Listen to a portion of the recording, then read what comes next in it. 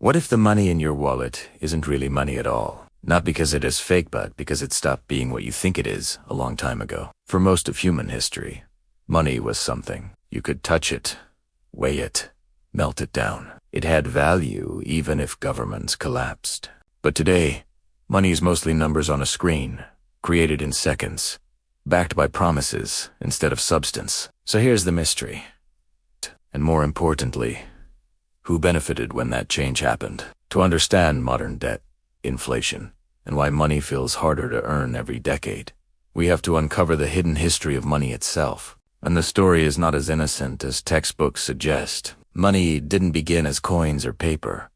It began as a solution to a problem. Thousands of years ago, people traded directly grain for tools, livestock for labor. This barter system worked only when both sides wanted what the other had. Economists call this the double coincidence of wants. That problem created the need for a universal medium of exchange, something everyone would accept. Over time, societies discovered that scarce, durable, divisible materials worked best. Shells, salt, silver, and eventually gold. Gold didn't become money by decree. It became money because it met every requirement naturally. Rare, but not too rare. Impossible to fake easily. Gold didn't need trust in governments. It only required trust in physics. For thousands of years, gold and silver ruled global trade. Roman coins, Islamic dinars, Chinese ICs, different forms, same principle. Money represented stored labor and energy. But gold had one problem. Transporting large amounts was risky and expensive. So merchants began storing gold with goldsmiths and receiving paper receipts in return. Those receipts were redeemable for real gold any time. At first, paper money was not money, and this is where the first quiet shift occurred. Most people never came back to claim their gold. They simply traded the paper receipts instead. So goldsmiths did something subtle but revolutionary. They began issuing more paper receipts than gold they actually held. Why? Because they realized they could lend out gold that wasn't being claimed and charge interest on it. This was the birth of fractional reserve banking. At first, it seemed harmless. The system worked as long as not everyone demanded their gold at once. It was no longer a representation of wealth. As kingdoms turned into nature, governments saw the power of this system. If banks could create money by lending more than they held, imagine what a government could do with legal authority. Paper money solved that problem. Governments began printing money to fund conflicts, infrastructure, and political promises, often claiming the gold was still there. But history shows a pattern.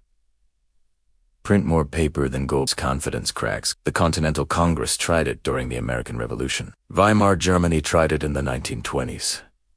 The final break, the day money stopped being real, until 1971.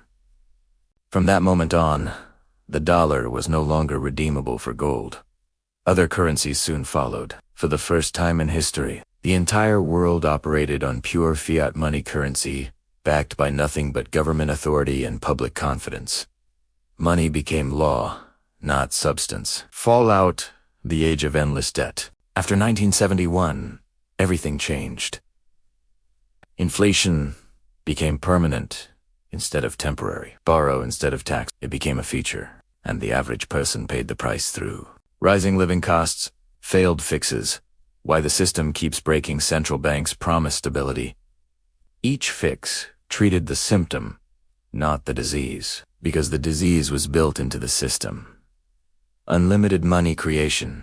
Every crisis required more intervention than the last, and every intervention made the next crisis inevitable. Modern parallels history repeating in real time today. Most money doesn't even exist physically. It's created digitally when banks issue loans. Debt creates money. It's the same pattern, just faster, bigger, and more global. Gold constrained human behavior. Paper enables human temptation. And history shows what happens when restraint disappears. Takeaway number 1. Money didn't lose value overnight. Lost its anchor slowly. Takeaway number 2. Every shift away from hard money increased dependence on debt. Takeaway number 3. Financial systems don't fail suddenly. They erode quietly. The real danger isn't collapse. The question isn't whether this system can last forever. The question is how much trust it requires to survive one more cycle.